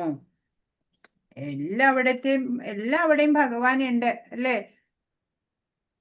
എണ്ണമറ്റ രശ്മികള് പ്രസരിപ്പിച്ചുകൊണ്ടിരിക്കുന്ന സൂര്യനെ പോലെയാണ് പരമാത്മാവ്, അല്ലെങ്കിൽ പരമദിവ്യോത്തമ പുരുഷൻ. സർവവ്യാപ്തമായിട്ടുള്ള രൂപത്തിലാ നിലകൊള്ളുന്നത്. സകല ജീവജാലങ്ങളെയും ഉൾക്കൊണ്ടിട്ടാ നിൽക്കുന്നത്. ആദിമഹാഗുരുവായ ബ്രഹ്മാവ് മുതലെ കൊച്ചുറുമ്പ് വരെയുള്ള എല്ലാ വ്യക്തിഗത ജീവസത്തകളും ഭഗവത് ശക്തി ശരീരത്തിൽ തന്നെയാണ് വാഴുന്നത്. അതുകൊണ്ടാ പറയണേ, എണ്ണമറ്റ കൈകള്, കാലുകള്, നേത്രങ്ങള് ഒക്കെ പരമാത്മാവിന്റെ ശരീരത്തില് സ്ഥിതി കൊള്ളുന്നു. എല്ലായിടത്തും എല്ലായിടത്തും വ്യാപിപ്പിച്ചിട്ടാണ് ഈ കണ്ണുകളും കൈകളും ഒക്കെ. അങ്ങനെയാണ് സർവവ്യാപിയായിട്ട് പരമാത്മാവ് നിലകൊള്ളുന്നത്. ഭഗവാൻ ഈ ജീവനിൽ നിന്നൊക്കെ വ്യത്യസ്തനാണ് അല്ലെ. ഭഗവാന് തന്റെ കൈ സീമാതീതമായിട്ട് എവിടം വരെ വേണമെങ്കിൽ നീട്ടാം. വ്യക്തിഗത ജീവാത്മാവിനോ അല്ലേ ലിമിറ്റ് ഉണ്ട് അതിനൊക്കെ. അപ്പോ നമ്മളും ഭഗവാൻ ഒരിക്കലും തുല്യരാവില്ല. ഭഗവാൻ പറഞ്ഞു, പത്രം പുഷ്പം ഫലം തോയം യോമേ ഭക്തിയാ പ്രയച്ഛതി അല്ലെ. എത്ര നിസ്സാരമായ വസ്തുവായാലും ഭക്തിയോടെയും സ്നേഹത്തോടെയും സമർപ്പിച്ചാല് ഭഗവാൻ അത് സ്വീകരിക്കും എന്ന്. ഭൂമിയിൽ നിന്നും വളരെ അകലെ ധാമത്തിലാ ഭഗവാൻ ഇരിക്കണത്. അപ്പൊ പിന്നെ ഭഗവാന്റെ ഉപഹാരങ്ങളൊക്കെ എങ്ങനെയാ സ്വീകരിക്കുക അല്ലെ. ഭഗവാന്റെ ഒരു നോട്ടം മതി അല്ലെ. സർവവ്യാപിയായിട്ടിരിക്കണ ഭഗവാന് എവിടെ വേണമെങ്കിലും എപ്പോ വേണമെങ്കിലും എത്താം. എന്ത് വേണമെങ്കിലും സ്വീകരിക്കോ ഉപേക്ഷിക്കോ എന്ത് വേണമെങ്കിലും ഭഗവാന് ചെയ്യാൻ സാധിക്കും. തദൂരേ തദ്വന്തികേ എന്നാണ് ഉപനിഷത്തിൽ പറയണേ. ഭഗവാൻ ദൂരസ്ഥൻ താമസ്ഥനാണ്. ദൂരെയാണെങ്കിലും അന്തികെ നമ്മുടെ അടുത്തുമുണ്ട്. ഭഗവാൻ അകലെയാണ് അടുത്തുമാണ് അല്ലേ. അഭിമന്യു പത്നി ഉത്തരയുടെ ഗർഭസ്ഥ ശിശുവിനെ അശ്വത്ഥാമാവ് ബ്രഹ്മാസ്ത്രം അയച്ചപ്പോഴ് രക്ഷിക്കാനായിട്ട് ഭഗവാനെ വിളിച്ചപ്പോ ഭഗവാൻ അല്ലെ പെരുവിരലിന്റെ അത്ര ആ വലിപ്പത്തിലായിട്ട് ഉത്തരയുടെ ഗർഭത്തിൽ പ്രവേശിച്ചിട്ട് കുഞ്ഞിനെ രക്ഷിച്ചു എന്നുള്ളത് നമുക്കറിയാം അല്ലെ. ഭഗവാൻ ധാമത്തിൽ ഇരിക്കുകയാണെങ്കിലോ ഉത്തരയുടെ അടുത്ത് വരാൻ എങ്ങനെയാ പറ്റുക അല്ലെ. ഭഗവാൻ സർവവ്യാപിയാണ്. നമ്മൾ വിളിക്കണം, എന്നാലേ ഭഗവാൻ വരാൻ പറ്റുള്ളൂ. വിളിക്കാതെ വരില്ല ഭഗവാൻ. 15 സർവേന്ദ്രിയ ഗുണാഭാസം.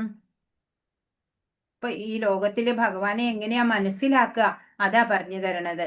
സർവേന്ദ്രിയ ഗുണാഭാസം സർവേന്ദ്രിയ വിവർജിതം അസക്തം സർവഭൃച്ചൈവ നിർഗുണം ഗുണഭോക്തൃച. സർവ ഇന്ദ്രിയങ്ങളുടെയും ഉൽപ്പത്തി സ്ഥാനം പരമാത്മാവാണ്. എങ്ങനെയാ ഭഗവാനെ അറിയേണ്ടത്? എല്ലാ ഇന്ദ്രിയങ്ങളുടെയും ഉത്ഭവം ഭഗവാനാണ്. എന്നിരുന്നാലും ഭഗവാൻ ഇന്ദ്രിയങ്ങളില്ല. ഭഗവാന്റെ കാണുന്ന ഇന്ദ്രിയങ്ങളൊന്നും അങ്ങനെയുള്ള ഈ നമ്മുടെ പോലെയുള്ള മെറ്റീരിയൽ അല്ല. ഭഗവാന്റെ ഒക്കെ സ്പിരിച്വൽ സെൻസസ് ആണ്. സകല ജീവജാലങ്ങളെയും നിലനിർത്തി പോരുന്നുവെങ്കിലും അനാസക്തനാണ്, ത്രിഗുണാതീതനും. അതേസമയം തന്നെ ഭൗതിക പ്രകൃതിയുടെ ത്രിഗുണങ്ങളുടെ യജമാനനുമാണ് അദ്ദേഹം. ത്രിഗുണങ്ങളുടെ യജമാനനായിട്ടുള്ള ഭഗവാൻ ത്രിഗുണാതീതനാണ് അല്ലെ. നമ്മളോ ത്രിഗുണാധീനരാണ് അല്ലെ. നമ്മൾ ജീവാത്മാക്കളും ഭഗവാനും തമ്മിൽ അതാ വ്യത്യാസമുള്ളത്. അപ്പൊ സകല ജീവജാലങ്ങളെയും നിലനിർത്തി പോരുന്നത് ഭഗവാനാണ്. പക്ഷെ ഭഗവാന് നിലനിൽക്കാൻ ഈ ജീവജാലങ്ങളൊന്നും ആവശ്യമില്ല അല്ലെ. അപ്പൊ ഇതിലൊക്കെ എല്ലാത്തിനും അസക്തനാണ്, അനാസക്തനാണ് ഭഗവാൻ എന്നാണ്.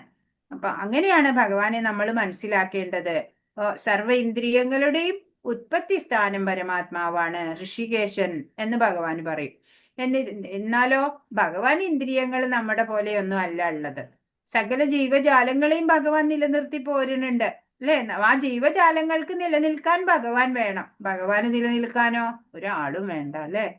അപ്പൊ എല്ലാത്തിനോടും അനാസക്തനാണ് ഭഗവാൻ, ത്രിഗുണാതീതനാണ് ഭഗവാൻ. പക്ഷേ ഭൗതിക പ്രകൃതിയുടെ ത്രിഗുണങ്ങളുടെ യജമാനനായിട്ട് ഭഗവാനാണ് ഇരിക്കുന്നത്. അതിനെയൊക്കെ അതിജീവിച്ചിട്ടുള്ള ആളാണ് ഭഗവാൻ. നമ്മള് ത്രിഗുണത്തിന് അടിമപ്പെട്ടവരാണ്. അപ്പൊ ഈ ലോകത്തിൽ ഭഗവാനെ മനസ്സിലാക്കാനാണ്. ഭഗവാനെ നമ്മള് എപ്പോഴും കാണുന്നുണ്ട്, നമ്മളുടെ ഇപ്പൊ ദൈനംദിന ജീവിതത്തിലും നമ്മൾ കാണുന്നുണ്ടാവും. പക്ഷെ നമുക്കത് റെക്കഗ്നൈസ് ചെയ്യാനുള്ള കഴിവില്ല അല്ലെ. ഇപ്പൊ 4 കൈയൊക്കെ ആയിട്ട് എപ്പോഴും വരാനൊന്നും പറ്റിയെന്ന് വരില്ല നമ്മുടെ മുമ്പില്. 4 പുറവും ഓരോരോ രൂപത്തിലാവും ചിലപ്പോ നമ്മുടെ മുമ്പില് വരണത്. ഒരു പശുക്കുട്ടി ജനിക്കുമ്പോ അല്ലെ, അതിന്റെ കണ്ണുകളിൽ നോക്കിയാല് നമുക്ക് ഭഗവാനെ കാണാൻ പറ്റും. അതുപോലെ ദൈന്യനായിട്ട് കിടക്കണ ഒരു പട്ടി വിചാരിക്കുക, അതിന്റെ കണ്ണിൽ നോക്കിയാല് ഭഗവാനെ കാണാം നമുക്ക്. ദരിദ്ര ബാലന്മാരെ കണ്ടാല് അങ്ങനെ അവരിലെല്ലാം ഭഗവാനെ കാണുമ്പോള് ഒരു ദിവസം സാക്ഷാത്ത് ഭഗവാനെയും നമുക്ക് കാണാൻ സാധിക്കും. ക്ഷേത്രജ്ഞൻ, ആ ക്ഷേത്രജ്ഞൻ ഉള്ളതിനാലാണ് ഈ ശരീരം പ്രവർത്തിക്കണേന്ന് പറഞ്ഞു. ആ ചൈതന്യം, ക്ഷേത്രജ്ഞൻ എന്നുള്ള ആ ചൈതന്യം, ജീവാത്മാവ് ഇല്ലാതെ ഒന്നിനും പ്രവർത്തിക്കാൻ ശരീരത്തിന് പ്രവർത്തിക്കാനേ സാധിക്കില്ല. എന്നാ ഒന്നിനോടും ശക്തമല്ല അത് ബ്രഹ്മം.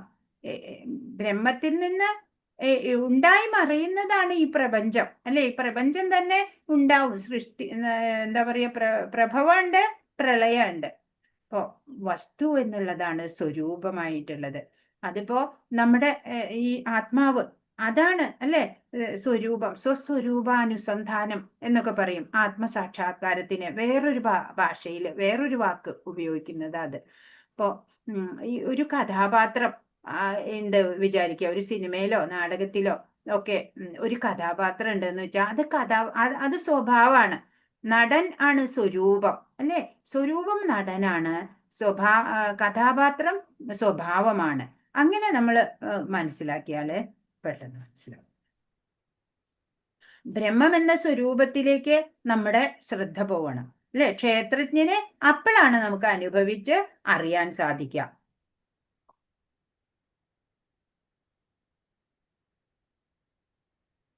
ബ്രഹ്മസംഹിതയിലും പറയുന്നുണ്ട് അല്ലെ, അങ്കാനി സകലേന്ദ്രിയ വൃത്തിമന്തി പശ്യന്തി മാന്തി കലയന്തി ചിരം ജഗന്തി. ഇപ്പൊ സകല ഇന്ദ്രിയങ്ങളുടെയും ഒക്കെ നാഥനായിട്ടുള്ള ആ ഭഗവാനെ നമ്മൾ അറിയണം. ഭഗവാൻ തൃപ്തനായാൽ ലോകം മുഴുവനും സംതൃപ്തി ഉണ്ടാവും. നമുക്കറിയാം അല്ലെ. ദുർവാസാവ് വന്നപ്പോഴ് കാമ്യക വനത്തില് അവിടെ എന്താ പറയാ, പഞ്ചപാണ്ഡവര് വനവാസ കാലത്ത് അല്ലെ, ദുർവാസാവ് കുറെ ശിഷ്യരെയും കൂട്ടിയിട്ട് വന്നു. അന്ന് ദ്രൗപദി ആഹാരം കഴിച്ചു കഴിഞ്ഞാൽ പിന്നെ ആ പാത്രത്തിൽ നിന്ന് അല്ലെ, എന്ത് പാത്രാണ്?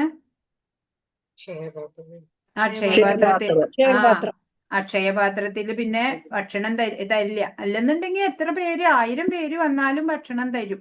പക്ഷേ ദ്രൗപദി അന്ന് ഭക്ഷണം കഴിച്ചു കഴിഞ്ഞിരുന്നു. അത് കഴിഞ്ഞപ്പോഴാ ദുർവാസാവും പരിവാരങ്ങളും വരുന്നത് അല്ലെ. അപ്പോഴ് ഭയായി, ഇനി ശാപം കിട്ടും അല്ലെ ആഹാരം വിളമ്പിയില്ലെങ്കില്. അപ്പോ ഭഗവാനെ വിളിച്ചു പ്രാർത്ഥിച്ചു ദ്രൗപദി. ദ്വാരകയിൽ നിന്ന് കാമ്യക വനത്തിലേക്ക് ഒരു സെക്കൻഡ് കൊണ്ട് ഭഗവാൻ എത്തി അല്ലെ. പറഞ്ഞു, എനിക്ക് വിശക്കണു കൃഷ്ണേ എന്ന് പറയാണ്. ദ്രൗപദിയുടെ പേര് കൃഷ്ണ എന്നുണ്ട്. അപ്പൊ പറയും, എന്തിനാ കൃഷ്ണ എന്നെ പരീക്ഷിക്കണേ? അവര് സുഹൃത്തുക്കളാ, കൃഷ്ണയും കൃഷ്ണനും. അങ്ങനെ പറഞ്ഞു, അല്ല ആ പാത്രം എടുത്തോണ്ട് വരൂ. അങ്ങനെ നോക്കുമ്പോ അതിലൊരു ഒരു മണിയുണ്ട്. അത് ഭഗവാൻ എടുത്ത് കഴിച്ചു. അപ്പോഴോ ദുർവാസാവിനും പരിവാരങ്ങൾക്കും ഒക്കെ 4 സദ്യ ഉണ്ട്. അത്രയ്ക്ക് തൃപ്തിയായി. അങ്ങനെ ഭഗവാൻ തൃപ്തനായാലേ ലോകം മുഴുവനും തൃപ്തരാവും എന്നുള്ളതാണ്.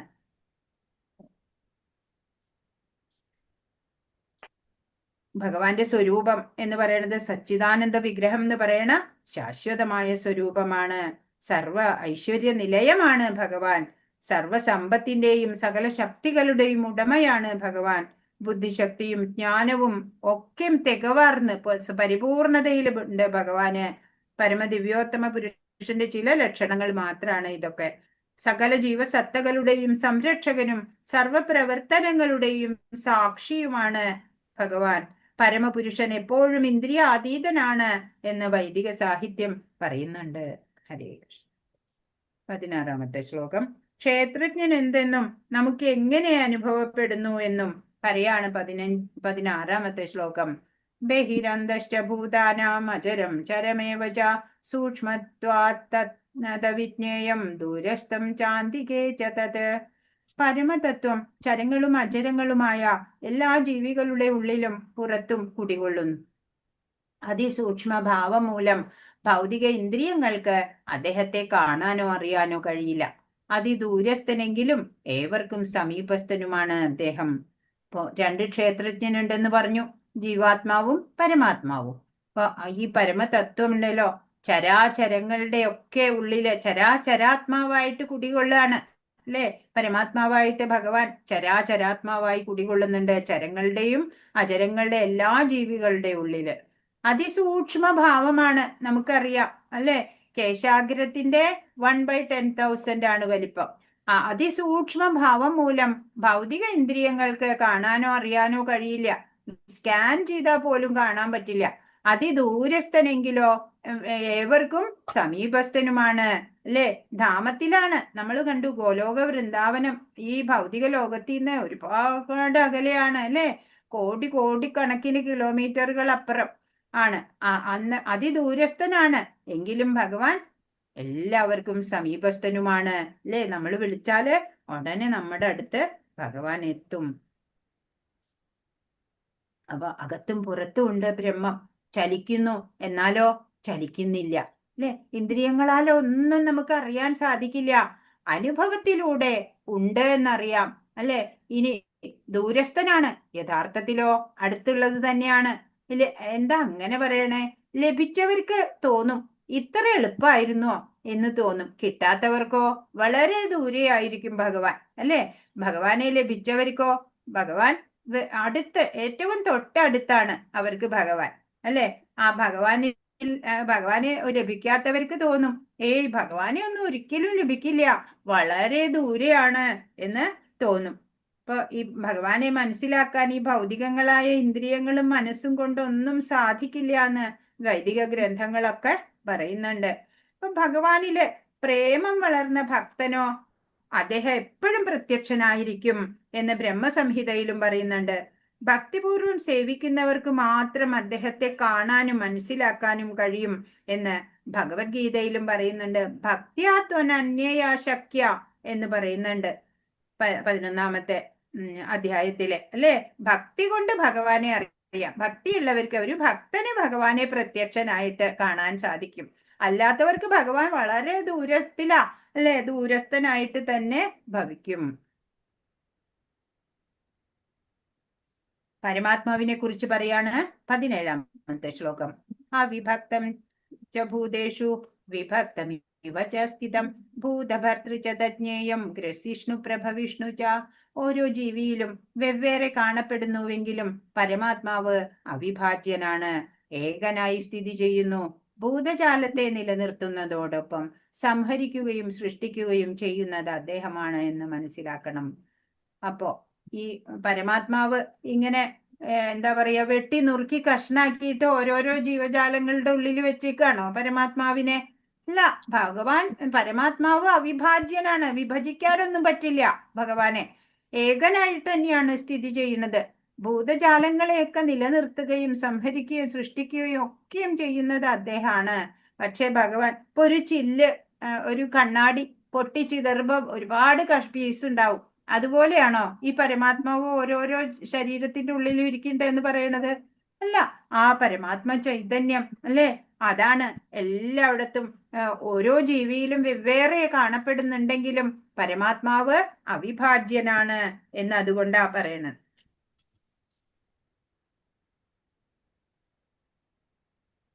വേദാന്തമാണ്. ഇത് മനസ്സിലാക്കാൻ ഇത്തിരി വിഷമാണ്. അപ്പൊ മനനം ചെയ്യാം. പിന്നെ നിധിധ്യാസം വേണം. അങ്ങനെ പ്രപഞ്ച ഘടകത്തിന്റെ ആധാരത്തിനെ കണ്ടെത്തണം. നമ്മള് വിചാരം ചെയ്യണം. അങ്ങനെ ആ ക്ഷേത്രജ്ഞനെ നമുക്ക് അറിയാൻ സാധിക്കണം.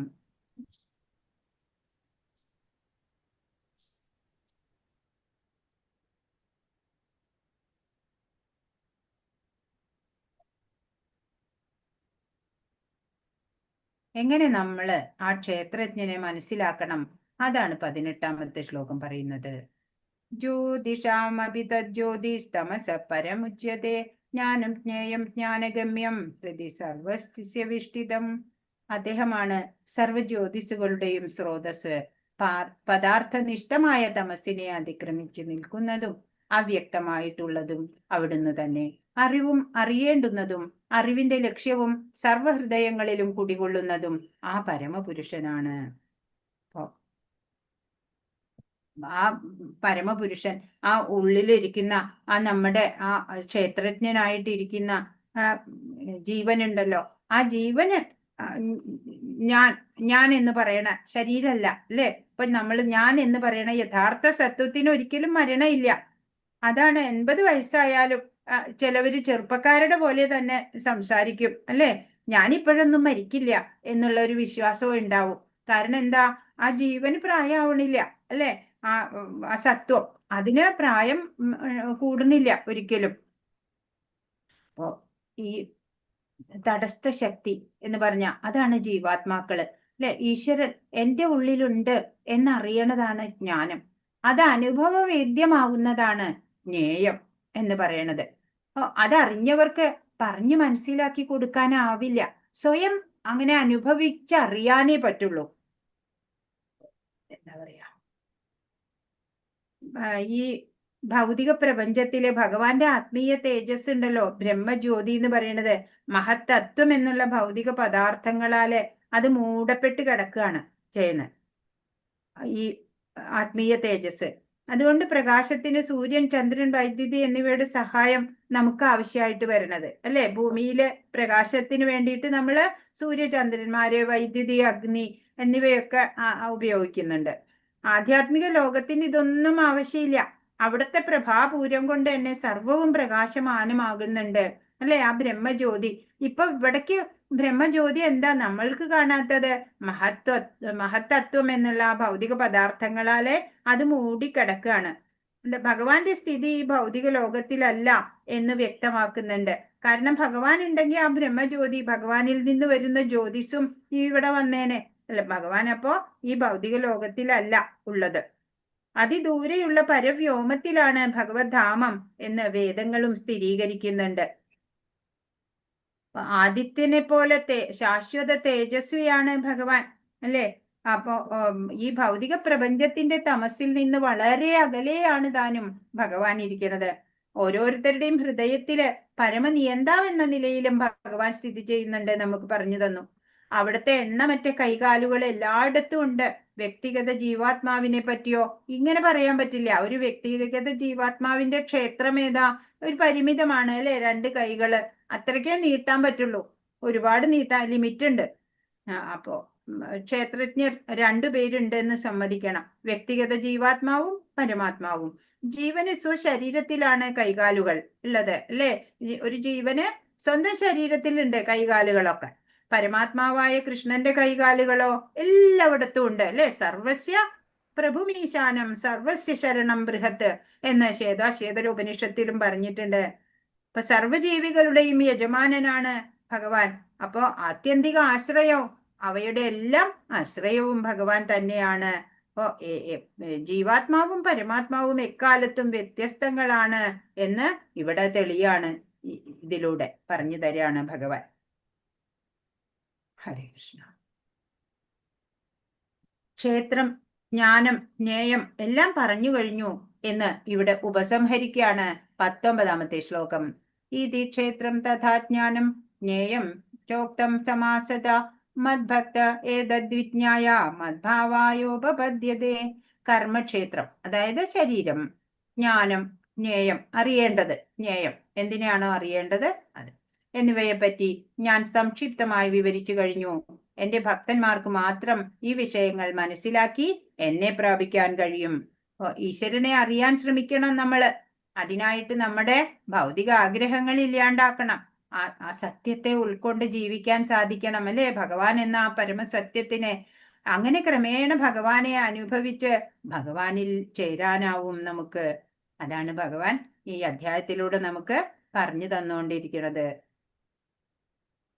ക്ഷേത്രജ്ഞൻ എന്ന ചൈതന്യാണ് സ്ഥിരമായിട്ടുള്ളത്. ക്ഷേത്രം നശിക്കുന്നതാണ്, അല്ലേ?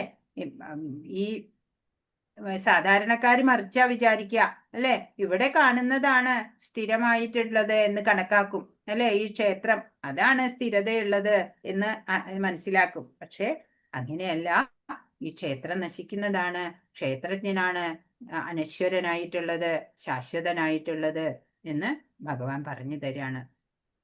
ഹരേ കൃഷ്ണ കൃഷ്ണ കൃഷ്ണ ഹരേ ഹരേ, ഹരേ രാമ രാമ രാമ ഹരേ ഹരേ. വാഞ്ചാകൽപതരുഭ്യശ്ച കൃപാ സിന്ധുഭ്യ ഏവ ച പതിതാനാം പാവനേഭ്യോ വൈഷ്ണവേഭ്യോ നമോ നമഃ. അനന്തകോടി വൈഷ്ണവ വൃന്ദ കി ജയ്. ശ്രീല പ്രഭുപാദ് കി ജയ്. ഗുരു മഹാരാജ് കി ജയ്. ഹരേ കൃഷ്ണ. ഇന്ന് പറഞ്ഞതിൽ എന്തെങ്കിലും സംശയം ഉണ്ടെങ്കിൽ ചോദിക്കൂ.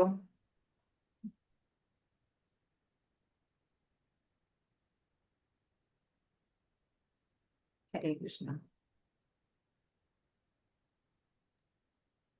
കുറച്ച് മനസ്സിലാക്കാൻ കുറച്ച് ടഫാണ്, അല്ലേ? അതെ, കുറച്ച് പ്രയാസമുണ്ട്. 13ാമത്തെ അധ്യായം അങ്ങനെയാ. മാത്രമേ ഉള്ളൂ, 13 മാത്രമേ ഇത്തിരി ഒരു ടഫ് ഉള്ളൂ. ഇനിയൊക്കെ ഓടിച്ചു പോവാം. ഏറ്റവും സുഖം ഇനിയുള്ളതൊക്കെ. 15 എത്തുമ്പോ ഒരു ചെറിയൊരു ബ്രേക്ക് ഇടണം. എന്നാലും വലിയ കുഴപ്പമില്ല. 13 കുറച്ച് ആപേക്ഷികമായിട്ട് നോക്കുമ്പോ കുറച്ചൊരു ടഫ് 13. മാതാജി, നമ്മള് തൊഴുതുന്ന ക്ഷേത്രം നമ്മുടെ ഈ ക്ഷേത്രം തമ്മിൽ ബന്ധമുണ്ട്? നമ്മുടെ ഈ ആത്മാവിന്റെ ക്ഷേത്രം നമ്മുടെ ശരീരം. നമ്മൾ തൊഴണ ക്ഷേത്രം ഭഗവാന്റെ ക്ഷേത്രം. ഭഗവാനാണ് അതിലത്തെ ക്ഷേത്രപുരുഷൻ. അതിൽ ഓരോരോതും നമ്മുടെ ശരീരമായിട്ട് ബന്ധമുണ്ടോ ക്ഷേത്രം പൊതുവെ? അങ്ങനെയൊക്കെ പറയും. ക്ഷേത്രപുരുഷന്റെ ശിരസ്, കൈകാലുകള് അങ്ങനെയൊക്കെ പറയും. അതിലേക്കൊന്നും നമ്മൾ പോകേണ്ട ആവശ്യമില്ല. ഭഗവാന്റെ ശരീരമാണ് ക്ഷേത്രത്തിന്റെ ആ സങ്കല്പത്തിലുള്ള ഒന്നിനെയും നമ്മൾ അശുദ്ധാക്കാൻ അധികാരികളല്ല. ചില പേരുണ്ടല്ലേ, പ്രസാദമൊക്കെ തൊട്ട് ബാക്കി അവിടെ തേച്ച് വെക്കും ചുമരുമേ. അങ്ങനെയൊന്നും ഒരിക്കലും നമ്മൾ ചെയ്യരുത്. ആ ക്ഷേത്ര മതിൽക്കെട്ടിനകത്തേക്ക് നമ്മൾ ചെരുപ്പ് പോലും കൊണ്ടുപോകരുത്. അത് ഭഗവാന്റെ ശരീരമാണ് എന്ന് സങ്കല്പിക്കാം. അങ്ങനെ നമ്മൾ ബഹുമാനത്തോടെ ആദരവോടെ നമ്മൾ ഭഗവാനെ സമീപിച്ചാൽ അതിന്റെ ഫലം അതേ രീതിയിൽ നമ്മൾക്ക് തിരിച്ചും കിട്ടും. അതല്ലാതെ ഭഗവാനെ അനാദരവോടെ ചെയ്യുന്നവരുണ്ടാവും, അവർക്കും ഫലം അതുപോലെ തന്നെയാവും കിട്ടണത്.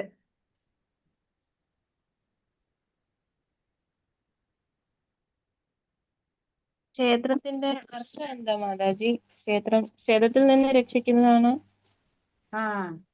ക്ഷേത്രത്തിൽ നിന്ന് രക്ഷിത്രായതേ എന്നൊക്കെയാണ് അതിന്റെ എന്താ പറയാ അർത്ഥം. നമ്മളിപ്പോ അങ്ങനെ കണക്കാക്കണ്ട. നമ്മുടെ ശരീരമാണ് നമ്മുടെ ക്ഷേത്രം. അതിനെ അറിയുന്ന, ആ ശരീരത്തിനെ മാത്രം അറിയുന്നതാണ് ആ ജീവാത്മാവ് എന്നുള്ള ക്ഷേത്രജ്ഞൻ. എന്നാൽ പരമാത്മാവായിട്ടുള്ള ഒരു ക്ഷേത്രജ്ഞനുണ്ട്. എല്ലാ ശരീരങ്ങളെ അറിയാം. ചരാചരാത്മാവാണ്. ഓരോ ചരങ്ങളായവയിലും അചരങ്ങളായുടെ ഉള്ളില് ഭഗവാനുണ്ട് പരമാത്മാവായിട്ട്. ഈ ക്ഷേത്രം എന്തുകൊണ്ടാ നിർമ്മിച്ചതെന്നൊക്കെ നമ്മൾ കണ്ടു, അല്ലെ? 24 മൂലകങ്ങള് കൊണ്ടാണ് ഈ നമ്മുടെ ശരീരം ഉണ്ടായിട്ടുള്ളത് എന്നൊക്കെ നമ്മൾ കണ്ടു. അതൊക്കെ ഭഗവാൻ പറഞ്ഞു തന്നു. അങ്ങനെ അറിഞ്ഞിട്ട് നമ്മൾ ആ ക്ഷേത്രത്തിനെ ശരിയായി മനസ്സിലാക്കണം. ക്ഷേത്രജ്ഞൻ എന്താണ്? ഈ ക്ഷേത്രം എന്ന് പറയുന്നത് നിസ്സാരമാണ്, അത് നിരർത്ഥകമാണ് എന്ന് നമ്മൾ അറിയാം. വെറൊരു കർമ്മമണ്ഡലമാണ്, അല്ലെ? ഈ ക്ഷേത്രജ്ഞന് പ്രവർത്തിക്കാനുള്ള ഒരു ഉപാധിയാണ് ശരീരം. അത് തർക്കമില്ല.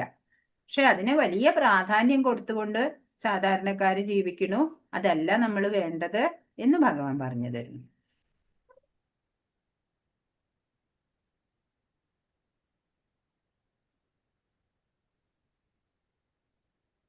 എന്തെങ്കിലും ചോദ്യോത്തരം നോക്കുന്നുണ്ടോ എന്ന്? എഴുതി ഒരു വായിച്ചോളൂ. ഹരേ കൃഷ്ണ. ഉം. അർജുനന്റെ ചോദ്യങ്ങൾ എന്തെല്ലാമായിരുന്നു? ആ പ്രകൃതി, പുരുഷൻ, ക്ഷേത്രം, ക്ഷേത്രജ്ഞൻ, ജ്ഞാനം, ജ്ഞാനത്തിന് വിഷയീഭവിക്കുന്നത് ഇതെല്ലാമായിരുന്നു അർജുനന്റെ ചോദ്യങ്ങൾ. അതിനെക്കുറിച്ചൊക്കെയുള്ള നിർവചനാണ് ആവശ്യപ്പെട്ടത്. അതെ. അടുത്തത് ഭഗവാൻ പറയുന്ന ഉത്തരങ്ങൾ ഏതെല്ലാം? ആ ശരീരം ക്ഷേത്രം എന്നറിയപ്പെടുന്നു. ഇതിനെ അറിയുന്നവൻ ക്ഷേത്രജ്ഞൻ. ഉം. ശരീരമാകുന്ന ക്ഷേത്രത്തെയും ക്ഷേത്രജ്ഞനെയും കുറിച്ചുള്ള അറിവാണ് ജ്ഞാനം. അതങ്ങനെ മതിയാവും. ക്ഷേത്രജ്ഞനെ കുറിച്ചുള്ള അറിവാണ് ഞാൻ.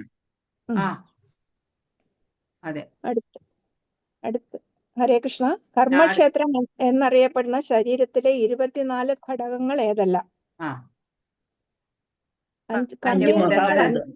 കർമ്മേന്ദ്രിയങ്ങൾ, പഞ്ചേന്ദ്രിയങ്ങൾ, ഇന്ദ്രിയ വിഷയങ്ങൾ, മനസ്സ്, ബുദ്ധി, മിഥ്യാഹങ്കാരം, ത്രിഗുണങ്ങൾ. പ്രകൃതിയുടെ അവ്യക്ത നിലയിലുള്ള ഗുണങ്ങള്. പ്രകൃതി, മിഥ്യാഹങ്കാരം, ബുദ്ധി. പ്രകൃതിയുടെ അവ്യക്ത നിലയിലുള്ള ഗുണങ്ങള്. അത് ത്രിഗുണങ്ങള്. ആ ഞാൻ ഇത്രേ എഴുതിയിട്ടുള്ളൂ മാതാജി. ഇന്ദ്രിയ മാതാജി അതെല്ലാം എഴുതണം. ആ പാരഗ്രാഫിൽ ഭൂമി, ജലം, അഗ്നി, വായു, ആകാശം എല്ലാം എഴുതണം. 24 എണ്ണം ഡീറ്റെയിൽ ആയിട്ട് പറഞ്ഞിട്ടുണ്ടല്ലോ. അതിന്റെ പ്രവർത്തനങ്ങൾ 6-7 ഭാവാർത്ഥത്തിൽ കിടപ്പുണ്ട് മൊത്തത്തിൽ. അല്ല, കർമ്മേന്ദ്രിയങ്ങൾ എന്ന് പറയുമ്പോൾ കണ്ഠം, കാലുകൾ, കൈകാലുകൾ, ഗുദം, ഉൽപാദനേന്ദ്രിയം 5 എണ്ണം. അതെ. ആ ഭാവാർത്ഥം വായിച്ചാൽ മതി, അതിനകത്തുണ്ടല്ല. ഭൂമി, ജലം, അഗ്നി, വായു, ആകാശം എന്നീ പഞ്ചഭൂതങ്ങൾ, മിഥ്യാഹങ്കാരം, ബുദ്ധി, അവ്യക്ത നിലയിലുള്ള 3 ഗുണങ്ങള്, പിന്നെ കണ്ണ്, മൂക്ക്, നാക്ക്, ത്വക്ക്, ചെവി എന്നീ ജ്ഞാനേന്ദ്രിയങ്ങൾ, ശബ്ദം, കാലുകൾ, കൈകൾ, ഗുദം, ഉൽപാദനേന്ദ്രിയം എന്നീ കർമ്മേന്ദ്രിയങ്ങൾ, ഇന്ദ്രിയത്തെക്കാൾ ഉത്കൃഷ്ടമായ മനസ്സ്, പിന്നെ ഇന്ദ്രിയ വിഷയങ്ങൾ 5, ഗന്ധം, രസം, രൂപം, സ്പർശം, ശബ്ദം. അങ്ങനെ 24 സമൂഹത്തെയാണ് കർമ്മക്ഷേത്രം എന്ന് പറയുന്നത്.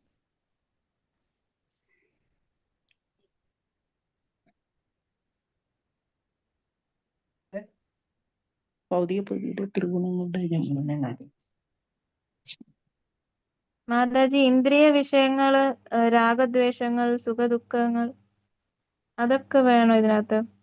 അതിന്റെ അത് പ്രതിപ്രവർത്തനങ്ങളാണ്. ക്ഷേത്രത്തിന്റെ 24 ഘടകങ്ങളെ ചോദിക്കുന്നുള്ളൂ. ഘടകം ചോദിക്കുമ്പോ ഇത് മാത്രം. മറ്റത് പ്രതിപ്രവർത്തനങ്ങളിൽ പെടും.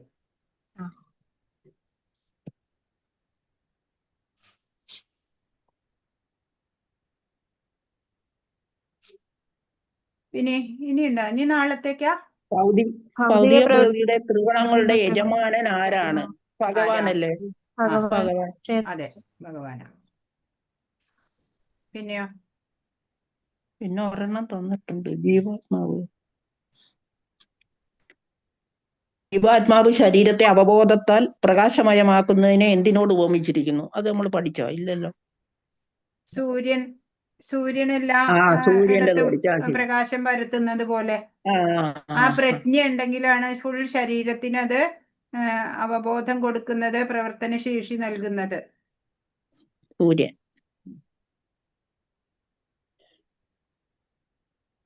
സൂര്യനോട് ഉപമിച്ചിരിക്കുന്നു എഴുതിയാൽ മതിയല്ലോ മാതാജി. സൂര്യൻ ഫുൾ പ്രപഞ്ചത്തിന്, മുഴുവൻ പ്രപഞ്ചത്തിന് പ്രകാശം പരത്തുന്നത് പോലെ ജീവാത്മാവാണ് ആ ക്ഷേത്രത്തിനെ മുഴുവനും പ്രജ്ഞ അവബോധത്തിൽ പ്രകാശമയമാക്കുന്നത്. ഇത്രയേ ഉള്ളു. അപ്പൊ നാളെ പരീക്ഷയല്ലേ? എത്ര മണിക്കാ വേണ്ടേ? ക്ലാസ്സും ഇല്ലേ മാതാജി? ക്ലാസ് ഇല്ലേ? അന്ന് ക്ലാസ്സും ഉണ്ടല്ലോ.